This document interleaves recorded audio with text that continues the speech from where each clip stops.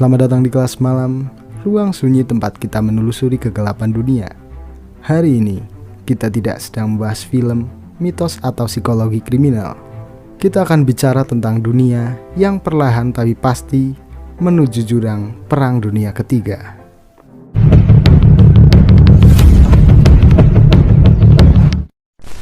Du meine Arbeit für richtig hältst, ob du glaubst, dass ich fleißig gewesen bin. Tidak ada yang tahu persis bagaimana sebuah peradaban berakhir.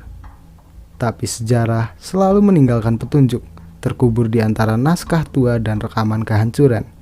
Jika kita ingin memahami mengapa dunia hari ini berada di ambang perang global, kita harus melihat ke belakang, kedua tragedi besar yang pernah mengguncang umat manusia, Perang Dunia Pertama dan Perang Dunia Kedua. Kedua konflik itu tidak datang tiba-tiba, tetapi tumbuh dalam keheningan dari benih-benih keserakahan, nasionalisme ekstrim, dan kekuatan kolektif yang tidak pernah tertangani dengan tuntas. Perang Dunia Pertama bukan bermula dari sebuah ambisi terbuka, tetapi dari satu peluru yang menewaskan Franz Ferdinand di Sarajevo pada tahun 1914. Tapi peluru itu hanya percikan kecil dalam tumpukan jerami yang sudah kering. Eropa saat itu dipenuhi dengan jaringan aliansi, ketegangan militer, dan kebanggaan nasional yang terlalu tinggi untuk menghindari diri dari konflik. Dalam waktu singkat, hampir seluruh kekuatan besar dunia terseret dalam perang yang mematikan. Lebih dari 18 juta nyawa melayang dan dunia belajar bahwa modernitas tidak selalu berarti kemanusiaan. Namun pelajaran itu tidak bertahan lama. 2 dekade kemudian, Perang Dunia Kedua meledak. Kali ini lebih besar, lebih brutal, dan lebih sistematis. Adalah Hitler, seorang tokoh dengan ideologi rasis dan ambisi imperialistik, memanfaatkan kehancuran ekonomi Jerman pasca Perang Pertama untuk membakar semangat kebencian. Ketika Polandia diserbu pada tahun 1939, dunia kembali tergincir ke dalam perang global. Kali ini, selain tank dan peluru, manusia juga menciptakan Holocaust dan akhirnya bom atom. Apa yang membuat dua perang besar itu berbahaya bukan sekedar jumlah pasukan atau teknologi perang, melainkan bahwa mereka terjadi karena dunia gagal membaca tanda-tandanya. Dunia tidak siap melihat bahwa ketika ekonomi retak, ketika politik menjadi alat propaganda, dan ketika kekuatan besar saling bersaing dalam keheningan, perang hanyalah soal waktu saja.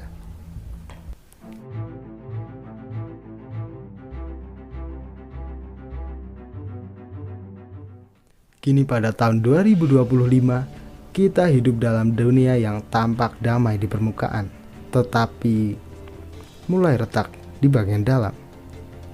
Ada cukup banyak api kecil yang menyala di berbagai penjuru dunia, dan jika salah satunya membesar, api itu bisa saja menjalar dan membakar segalanya. Timur Tengah misalnya, sejak awal berdirinya negara Israel, kawasan ini menjadi titik gesekan abadi antara politik, agama, dan kekuasaan. Ketika Israel kembali terlibat konflik terbuka dengan Hamas dan kelompok lain, dan Iran mulai menunjukkan taringnya, ini bukan hanya masalah regional. Ini adalah panggung tempat kekuatan besar dunia mempertaruhkan dominasi mereka. Amerika Serikat berdiri di belakang Israel bukan hanya karena ikatan sejarah, tetapi juga karena kepentingan strategis. Sementara di sisi lain, Iran memiliki hubungan yang dalam dengan Rusia dan Cina. Hubungan ini bukan hanya retorika, tetapi disertai bantuan senjata, kerjasama ekonomi, dan satu kepentingan bersama, mengurangi pengaruh Barat di kawasan itu. Jika Iran dan Israel benar-benar terlibat dalam perang terbuka, dunia tidak bisa hanya menjadi penonton. Amerika akan turun tangan, dan begitu juga Rusia. Di lain pihak, Cina meskipun cenderung sangat tenang, tidak akan tinggal diam jika sekutunya diserang. Itulah mengapa banyak pengamat menyebut bahwa perang di Timur Tengah hari ini bisa menjadi titik awal dari Perang Dunia Ketiga. Terlepas dari itu, ada konflik Rusia-Ukraina yang sejak tahun 2022 telah menjadi luka terbuka di jantung Eropa. Apa yang dimulai sebagai operasi militer khusus oleh Vladimir Putin telah berubah menjadi perang konvensional modern yang berlarut-larut. Ukraina mendapat dukungan penuh dari NATO dan Rusia semakin keras kepala dalam mempertahankan klaimnya. Sanksi ekonomi, pengiriman senjata canggih, hingga latihan militer bersama membuat batas antara keterlibatan langsung dan tidak langsung semakin kabur. Jika satu rudal Rusia tersasar ke wilayah NATO, atau jika Amerika memutuskan mengirim pasukan langsung, tidak ada yang bisa menghentikan eskalasi besar-besaran tersebut. Apa yang membuat konflik ini semakin berbahaya adalah Rusia yang tidak seperti negara-negara agresor di masa lalu. Mereka memiliki senjata nuklir aktif dan doktrin militer yang menyatakan mereka bersedia menggunakannya jika merasa terancam secara eksistensial.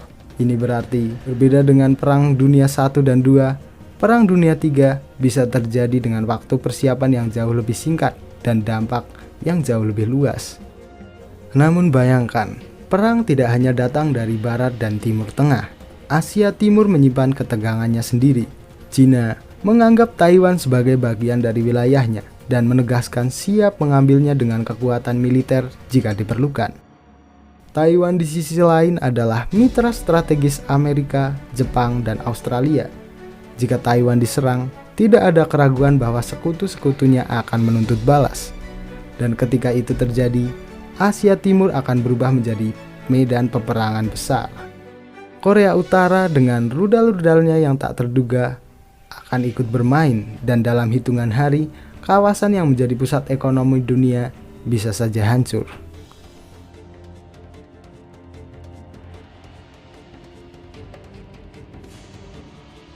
Semua ini menunjukkan bahwa dunia sedang duduk di atas laras senjata, tapi senjata kali ini bukan hanya peluru atau tank. Kita berbicara tentang senjata nuklir, senjata biologis, dan perang cyber. Teknologi perang telah berkembang ke titik di mana satu klik bisa memutus seluruh jaringan listrik satu negara atau menyebarkan virus yang mematikan ke seluruh dunia. Dalam Perang Dunia III, kita tidak lagi butuh tentara jutaan orang. Kita hanya butuh satu orang di balik layar, satu algoritma, dan satu keputusan yang salah. Ancaman terbesar dari Perang Dunia Ketiga bukan pada kekuatan militer musuh, tapi pada rapuhnya sistem global. Jaringan internet yang terhubung secara global bisa disabotase. Sistem keuangan yang saling terkoneksi bisa runtuh hanya karena satu konflik regional. Perdagangan global bisa berhenti total jika satu selat strategis diblokade. Dunia modern membanggakan dirinya sebagai peradaban yang terintegrasi, tapi justru itu yang membuatnya sangat rentan. Dan ketika semua sistem ini runtuh, manusia akan kembali ke titik paling purba, bertarung demi bertahan hidup. Krisis pangan akan terjadi, air bersih menjadi rebutan, vaksin dan obat akan menjadi komoditas mewah, kekacauan sosial akan menyebar lebih cepat daripada rudal. Kota-kota besar akan menjadi zona perang urban yang dikuasai oleh misil dan kelompok bersenjata. Hukum dan moral akan ditinggalkan karena rasa lapar dan takut akan mengambil alih.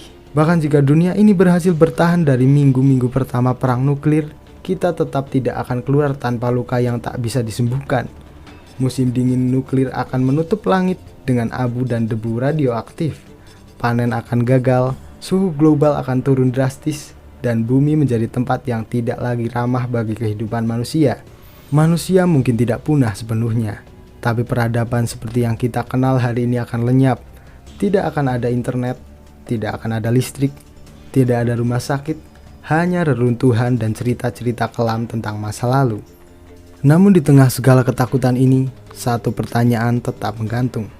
Apakah Perang Dunia Ketiga adalah takdir atau pilihan? Sejarah menunjukkan bahwa perang tidak pernah benar-benar tak terelakkan. Ia selalu bisa dicegah jika kehendak politik, moral kolektif, dan kesadaran dan harga kemanusiaan masih ada. Dunia memiliki institusi seperti PBB, forum diplomatik, dan saluran negosiasi. Tapi sejauh mana mereka bisa bertahan di tengah gempuran ego nasional dan permainan kalkulasi kekuasaan global? Banyak yang pesimis, tapi bukan berarti tak ada harapan. Dunia butuh lebih dari sekedar pidato. Dunia butuh pengakuan bahwa kekuasaan tanpa empati adalah kehancuran. Kita harus belajar dari masa lalu, bukan untuk dikenal, tetapi untuk dihindari. Karena jika Perang Dunia Ketiga benar-benar pecah, tidak akan ada pahlawan, tidak akan ada kemenangan, dan yang tersisa hanya kehampaan tanpa ujung. Disinilah pentingnya kita bicara soal ini, dan disinilah kelas malam mengambil perannya, bukan untuk menakut-nakuti, tapi untuk membuka mata. Karena kadang, agar manusia tidak berjalan ke jurang, seseorang harus menyalakan cahaya, meski hanya untuk memperlihatkan betapa dalam jurang itu sebenarnya. Dan inilah kelas malam pada malam hari ini. Terima kasih telah menonton. Jangan lupa tekan like, komen, dan subscribe sebagai absensi kelas kalian pada malam hari ini. Dan sampai jumpa di kelas malam berikutnya.